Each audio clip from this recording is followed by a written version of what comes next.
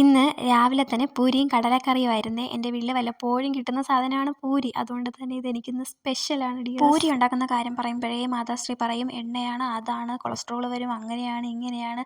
അങ്ങനെ ഒരു യുദ്ധത്തിന് ശേഷമാണ് ഞങ്ങൾക്ക് പൂരി കിട്ടുന്നത്. അപ്പോൾ പിന്നെ നിങ്ങൾ വിചാരിക്കും നിനക്കെന്താ ഉണ്ടാക്കിക്കൂടെയെന്ന്. പക്ഷേ എനിക്ക് ഉണ്ടാക്കാൻ എണ്ണ പോലും തരത്തില്ല. പിന്നെ ഞാനും വലുതായിട്ട് നിർബന്ധിക്കാൻ പോകത്തില്ല. അപ്പോൾ ഉച്ചയ്ക്ക് ചോറാണേ കഴിച്ചത്. ചോറും പൊരിച്ച മീനും മീൻകറിയും അച്ചാറ് അവിയൽ ഇതൊക്കെ കൂട്ടിയിട്ടാണ് ഞാൻ കഴിച്ചത്.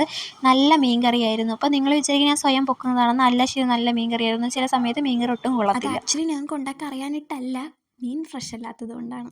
ഇനിയിപ്പോൾ അതൊക്കെ ആലോചിച്ച് നിന്നിട്ട് കാര്യമില്ല. ആകാശം നോക്കി നമുക്കിന്ന് ചോറ് കഴിക്കാം. വൈകിട്ട് ചായയാണേ കുടിച്ചത്. ഇന്ന് ചായ കുടിക്കാൻ ഒരു കാരണമുണ്ട്. കാരണം ഇവനാണ് ഉള്ളിവട. എനിക്ക് ഉള്ളിവട ഓൾറെഡി എനിക്ക് ഇഷ്ടമാണ്. പക്ഷേ എന്തോ ഇതിന് വലിയ ടേസ്റ്റ് ഇല്ലായിരുന്നു. ഞാൻ ഉണ്ടാക്കുന്ന ഉള്ളിവടയാണ് എനിക്ക്. ഇനിയിപ്പോൾ ടേസ്റ്റ് നോക്കിയിരുന്നിട്ട് കാര്യമില്ല. അവനെ കഴിച്ചേക്കിനി അവന് വിഷമാവരുതല്ലോ. എനിക്കങ്ങനെ ആരെയും വിഷമിപ്പിക്കാൻ ഇഷ്ടമല്ല. അപ്പോൾ ഇന്ന് ഇത്രയൊക്കെയുള്ളൂ. വീഡിയോ ഇഷ്ടപ്പെട്ടാൽ ലൈക്ക്, ഷെയർ, സബ്സ്ക്രൈബ്.